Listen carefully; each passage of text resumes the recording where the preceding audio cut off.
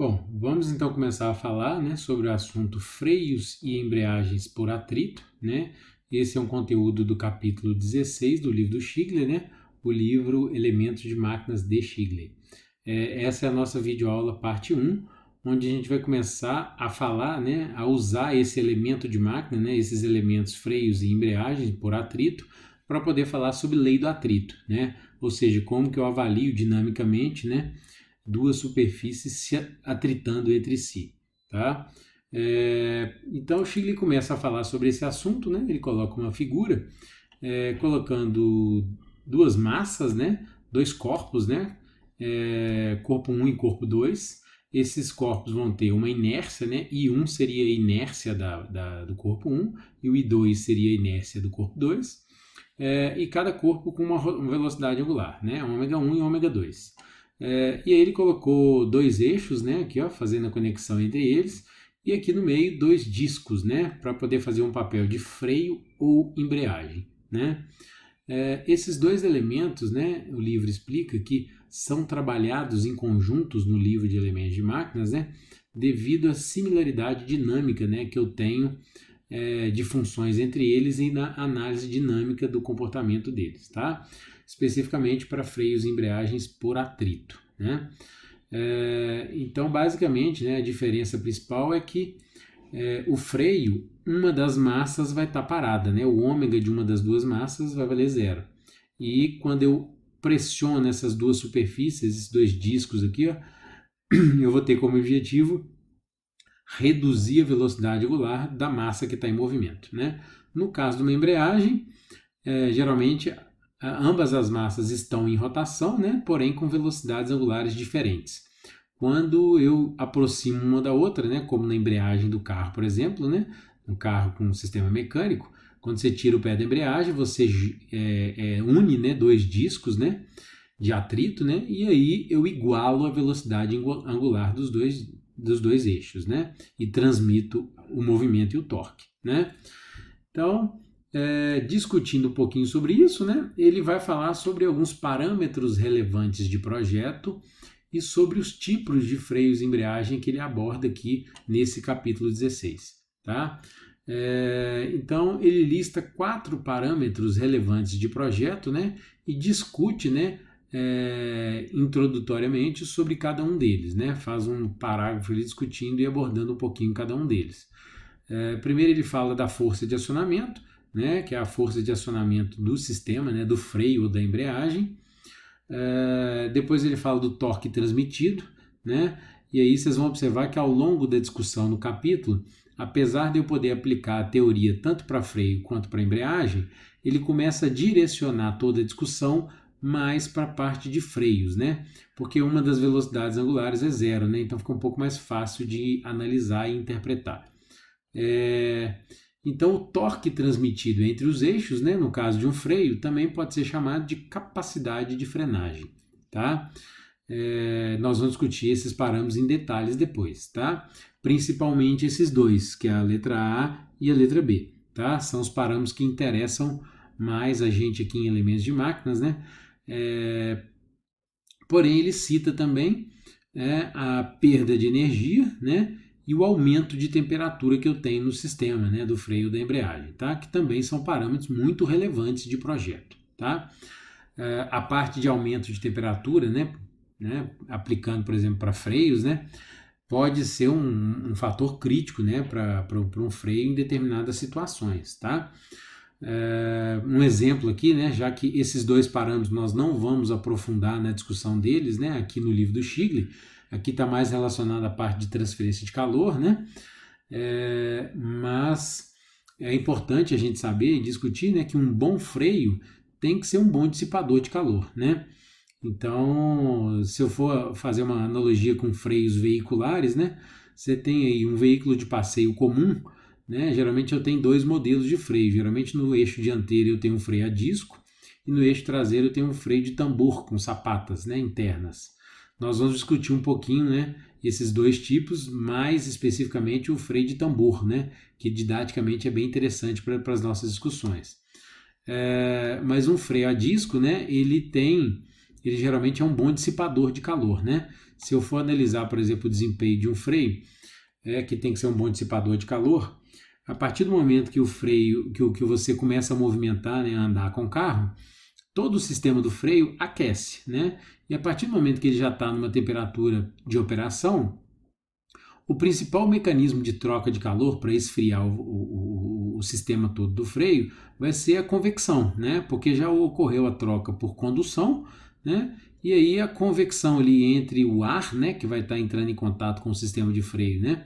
No caso de um freio a disco, o ar que vai estar fazendo contato com o disco, com a pastilha de freio, é que vai retirar esse calor para reduzir a temperatura, né? Um problema crítico que eu tenho, né, de aumento de temperatura do freio é quando eu tenho uma situação, por exemplo, de descida de serra, né? Isso acho que deve ser conhecido da maioria de vocês, né? Quando você está numa descida de serra, é comum, né, na estrada você ter uma plaquinha lá dizendo, né, use freio motor, né?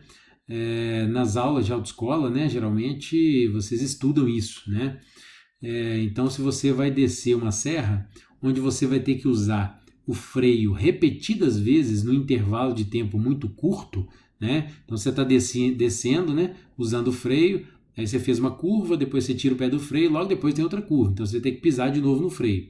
Então não vai dar tempo, né, de ocorrer essa troca de calor e o freio tende a aquecer mais do que o normal, né?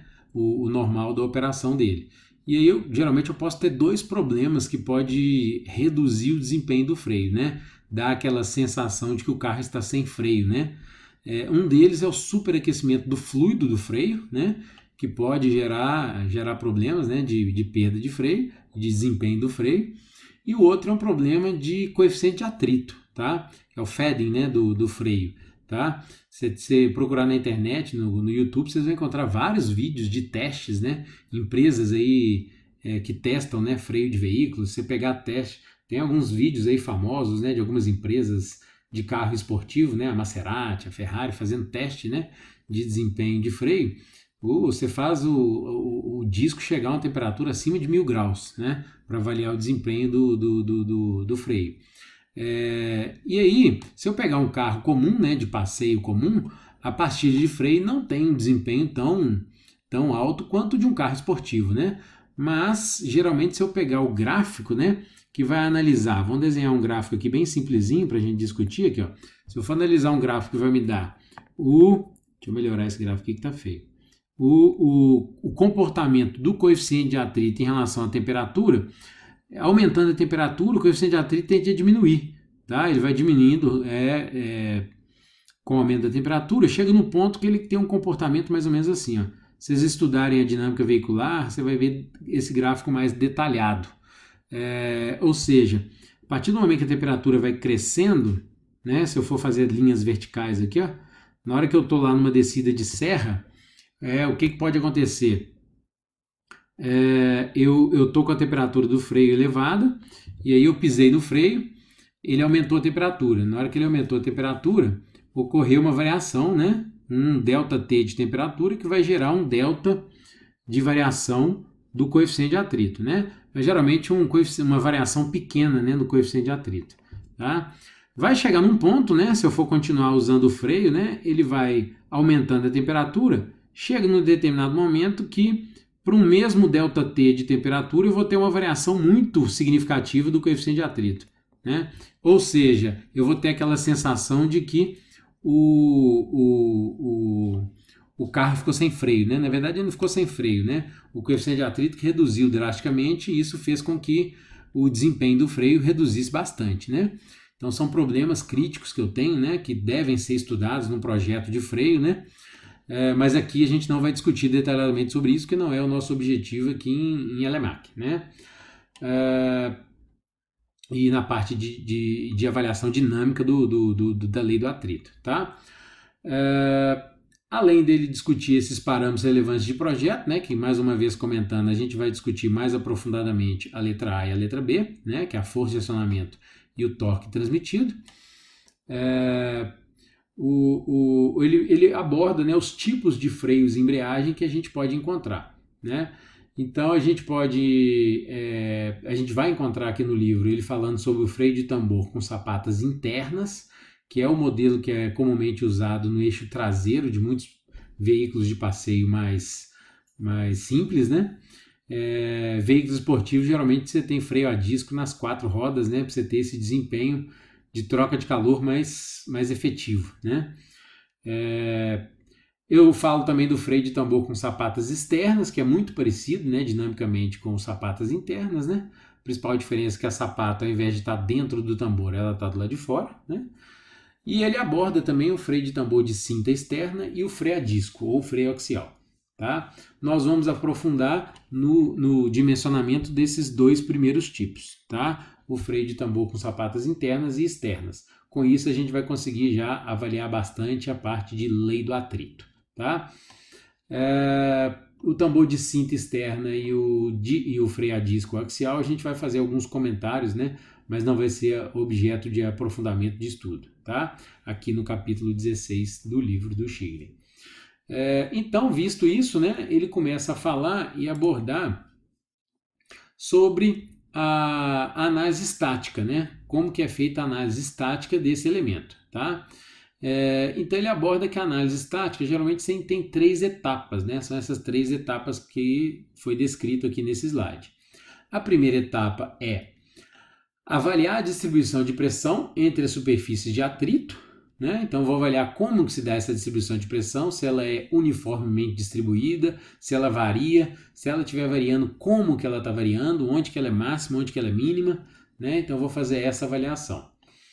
Depois eu vou determinar uma relação, ou seja, uma equação, uma expressão matemática entre a pressão máxima e a pressão num ponto qualquer do freio, né? Isso, obviamente, que vai depender dessa análise que eu fiz na primeira etapa, né? Depois disso feito, eu vou partir para a terceira etapa, que é aplicar as condições de equilíbrio estático, né? O que são as condições de equilíbrio estático? Se eu estiver analisando um elemento bidimensional, né, vai ser somatório de forças em x igual a 0, somatório de forças em y igual a 0 e somatório de torques em z igual a 0, né?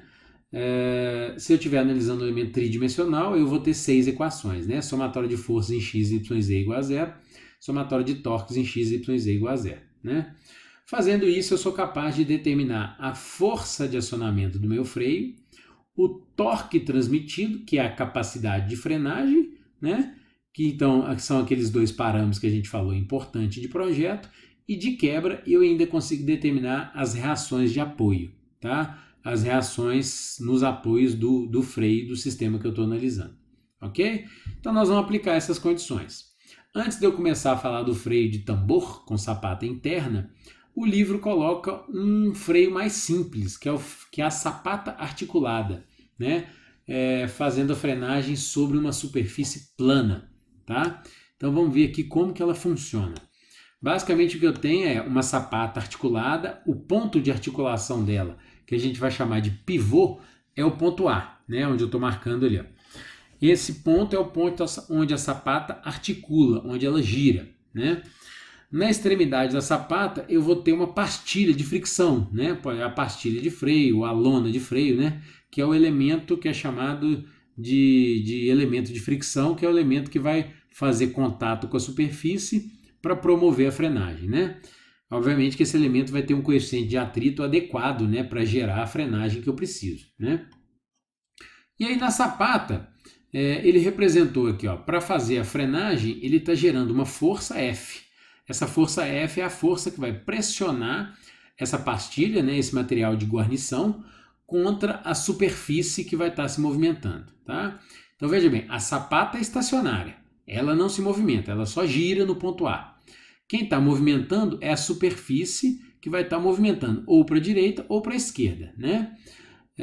E na hora que eu aplicar essa força F, eu vou gerar frenagem deste movimento da superfície plana, tá? E existem alguns parâmetros que são importantes para mim. 2 parâmetros muito importantes são esses daqui, ó, o A e o B minúsculo. O A minúsculo significa a distância do pivô até a superfície na direção vertical no eixo Y. E o B minúsculo significa a distância do ponto de aplicação da força até o pivô no eixo X, né, na direção horizontal. Então veja bem, na hora que eu aplico uma força F aqui nessa sapata, eu vou ter uma certa distribuição de pressão, né? Além do que essa superfície está em movimento, né? Esse movimento vai afetar essa distribuição de pressão. Ele colocou essa distribuição de pressão de uma certa forma, né? Mostrando uma curva, né? Mostrando que a pressão varia ao longo da sapata. O que nós vamos fazer para poder analisar essa sapata é simplificar o nosso problema, tá? Veja bem que aqui nessa figurinha ele mostrou a área da sapata, né? Então o W1 seria essa dimensão aqui da sapata, né, que eu estou vendo nessa figura, na direção XY, no plano XY, e o W2 seria a largura da sapata no plano Z, seria o quanto que eu tenho de sapata saindo aqui da folha, né, do slide, tá? Essas duas dimensões vão ser importantes para mim, porque eu vou precisar da área da sapata, né? Essa área de sapata vai ser importante para determinar esse torque aí de frenagem, né?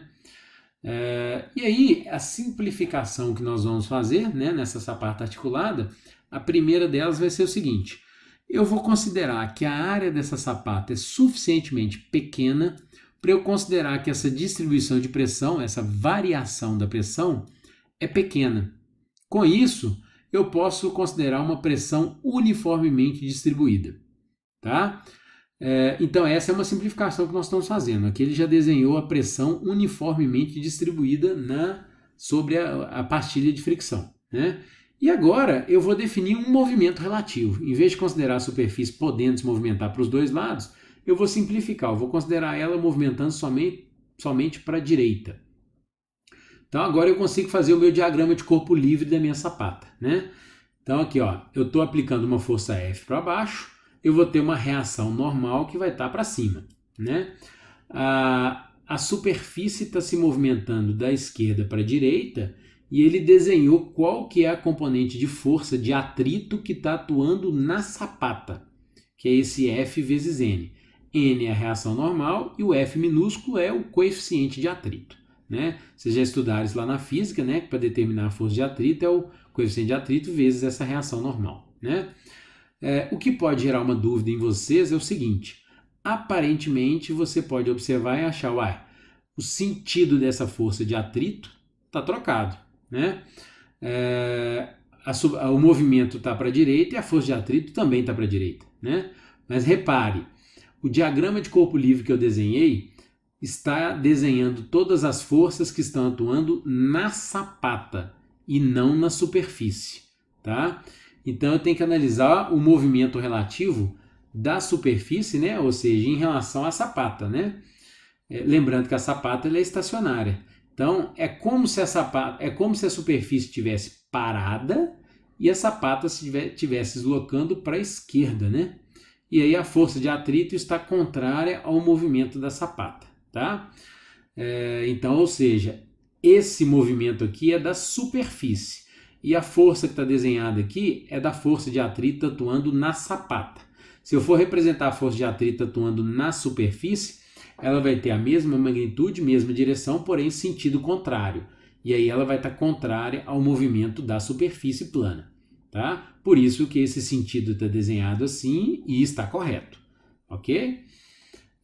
De quebra eu tenho também as reações de apoio, né? Lá no ponto A, no pivô, que é o Rx e o Ry, né? Então, fazendo isso daqui, né, a gente vai trabalhar para poder determinar as equações aí atuando nessa sapata, tá?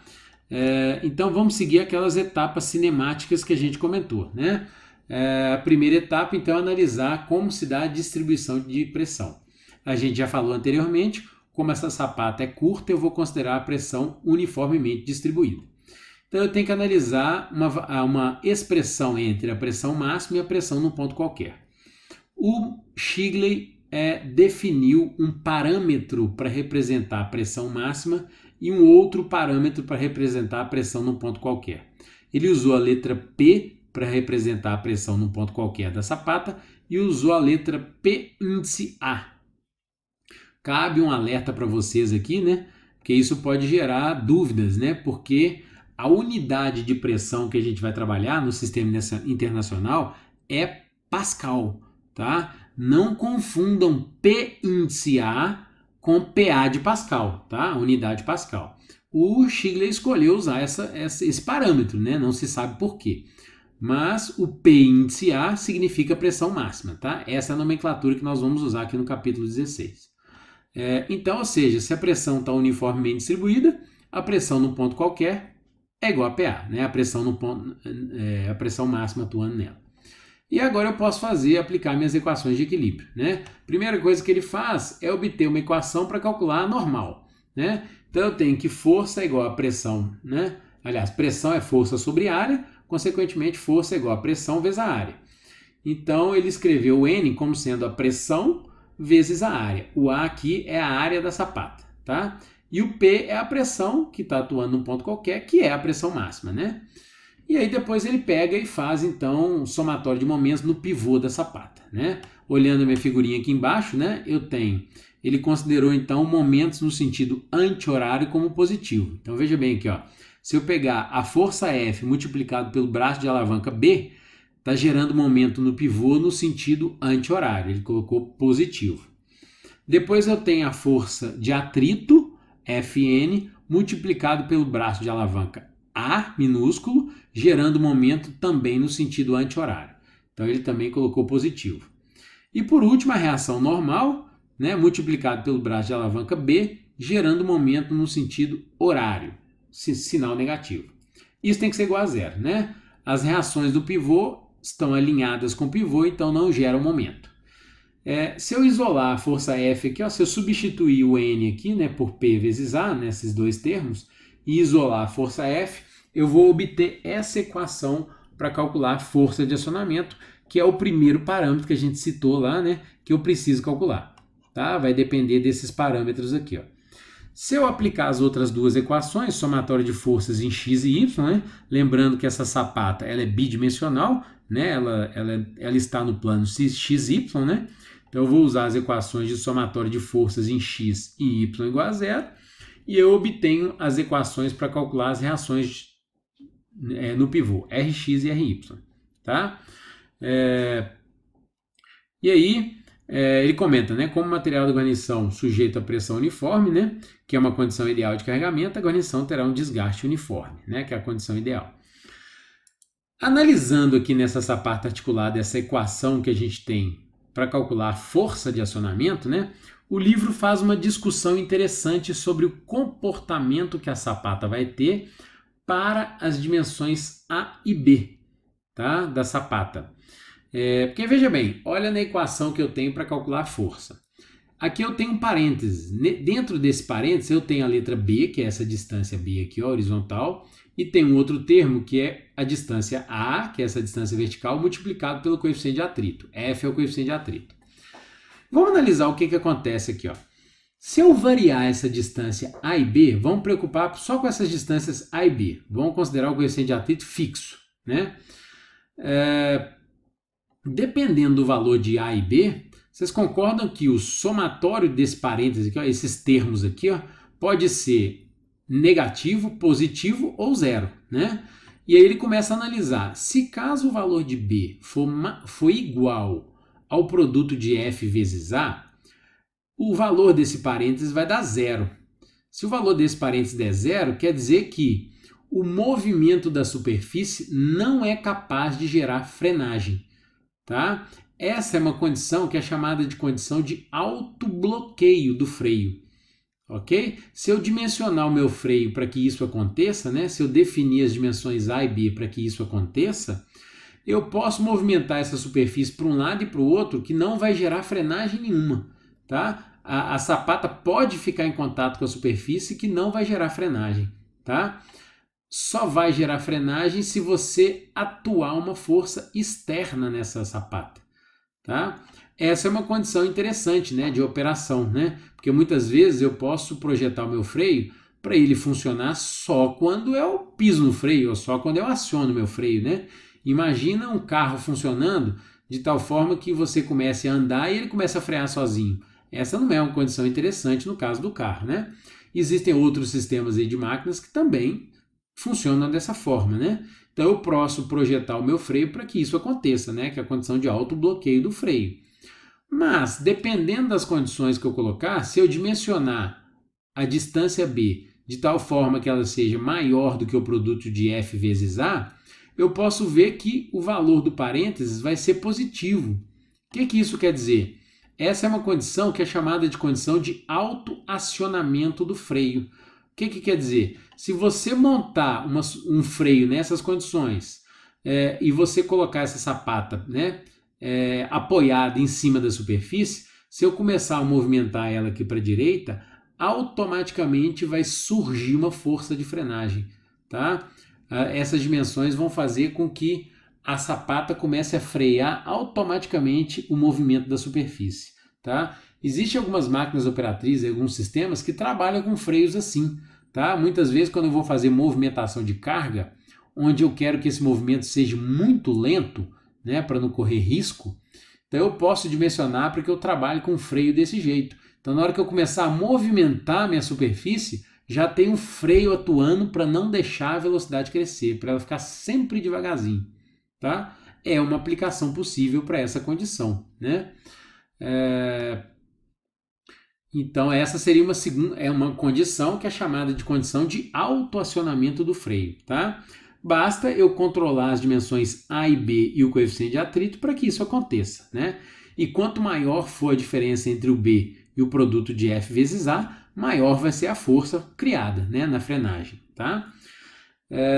Eu teria uma terceira condição, que não seria muito lógica, né? Que seria o B ser menor do que o produto de F vezes A. Se isso acontecer, o valor do parêntese seria negativo. Ou seja, se eu começar a movimentar essa superfície, vai surgir uma força no sentido contrário. Né? É como se o movimento da superfície começasse a expelir a sapata, como se ela começasse a quicar, né? Ela estivesse expulsando a sapata, né, no contato com a superfície. Tá? Por que essa condição não é muito interessante? Porque no momento em que eu precisar de fazer a frenagem, a força de frenagem teria que primeiro vencer essa força, né, contrária, para depois começar a fazer a frenagem. Né? Então, ou seja, se eu não quero uma condição de autoacionamento, né, que o movimento da superfície já gere automaticamente a frenagem, eu dimensiono para que eu tenha condição de autobloqueio, que aí não vai ser gerada força nenhuma.